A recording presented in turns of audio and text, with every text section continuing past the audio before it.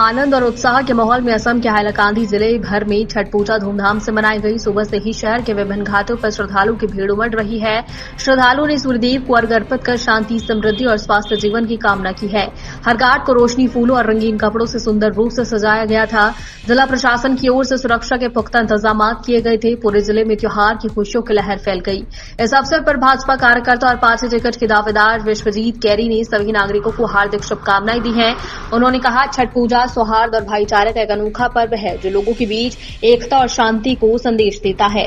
Carry ने काया घाट पर पहुंचकर श्रद्धालुओं से मुलाकात की और पूजा में भाग भी लिया है। उन्होंने कहा, हर साल की तरह इस बार भी हजारों श्रद्धालु यहां एकत्रित हुए हैं। विश्वजीत कैरी ने आगे कहा कि अगर पार्टी उन्हें 2026 के विधानसभा चुनाव में उम्मीदवार बनाती है तो उनकी जीत तय है। उन्होंने दावा किया कि मैं हमेशा जनता के सुख दुख में साथ रहूं और आगे भी रहूंगा। विकास के हित में मैं समाज के हर वर्ग के लोगों के साथ काम कर रहा हूं। नमस्कार, আমার নাম বিশ্বজিৎ কৈরি।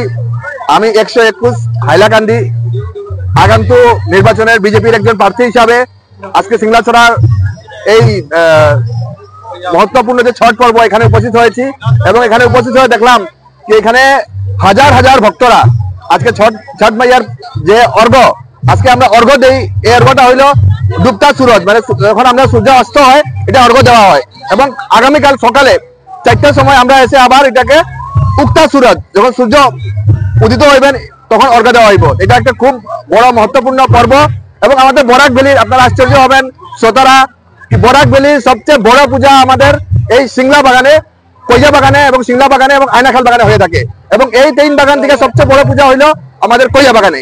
আপনারা নিশ্চয় যারা আপনারা আছেন নিউজ চ্যানেলে রিপোর্টাররা আপনারা দেখবেন কত ভক্তরা এখানে সকাম আছে এবং সকালে আরো ভিড় বাড়বে, যেটা আমাদের কমিটি আমাদেরকে বলেছে।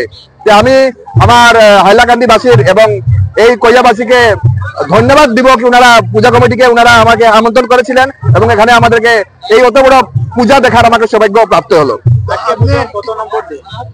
আজকে পূজার 3 নম্বর দিন। আজকে হইল ডুবতা সুরজকে अर्घ देना।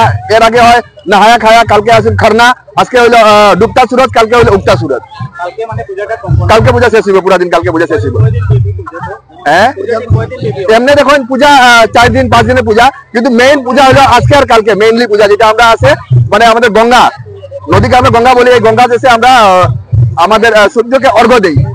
এইটা মেইনলি হইলো সূর্য পূজা। ছট মাইয়া হইলো ওনার সন্তান, এটা মেইন সূর্য পূজা।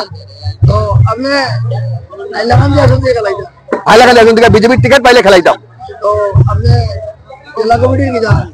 আমি বিজেপির কার্যকর্তা। আমি এমনি হইলো আমার পরিচয় হইলো বরাক ভ্যালি টি ইউথ ওয়েলফেয়ার সোসাইটি, যে আমাদের সোসাইটি আছে, এই সোসাইটির আমি সাধারণ সম্পাদক। বিগত 3 বছর থেকে কাজ করে আসছি এবং আমার পরিচয় হয়েছে আমি বিজেপির সাথে জড়িত আছি। আমাদের কিবানাথ মাল্লা যখন বিজেপিতে যোগদান করেছিলেন ওই সময় থেকে বিজেপি ওনার আমি জড়িত আছি এবং ওনার হাত ধরে আমি বিজয় মালাকারের সঙ্গে হিসাবে ছিলাম এবং ওই সময়তে বিজেপির আজকে প্রার্থী হয়েছি আমি। তো আপনার শিক্ষাগত যোগ্যতা? আমার শিক্ষাগত যোগ্যতা আছে MA পলিটিক্যাল সায়েন্স।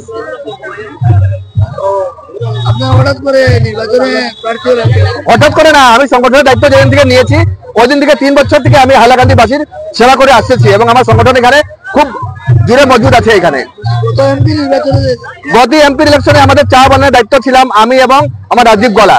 চা বাগানে আমাদের ঘুরে ঘুরে আমাদের প্রচার করেছি।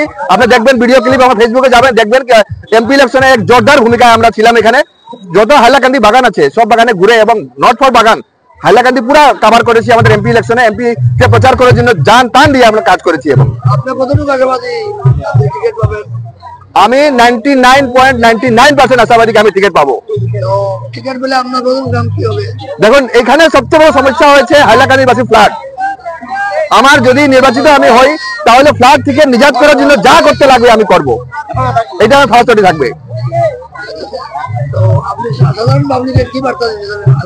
সাধারণ বার্তাকে এই বার্তা দেখে চাই কি আজকে পূজা উপভোগ করুক এবং পূজা উপভোগ করে সুন্দর করে ভগবানের পূজা করে আশীর্বাদ নেউক। দেখুন একটা কলিযুগ চলছে, আমাদের পূজা কর্ম করার সময় নাই, কিন্তু আজকে এই 2 দিন ছুটি আছে, কালকে আসাম সরকার ছুটি দিয়েছে, যে ছুটির মাধ্যমে পূজা করে নিজেকে একটু আরো ধন্য করুক, কারণ ঈশ্বরের আশীর্বাদ লাগে, বহুত কিছু আছে, আমাদের আশীর্বাদ ছাড়া হয় না। আমি এটাই সবাইকে অনুরোধ রাখবো আমার এই সিংলা কইয়াবাসীকে যে মায়ের আশীর্বাদ ওনার উপরে পড়ুক এবং ওনারা আরো আগ বাড়ে যান।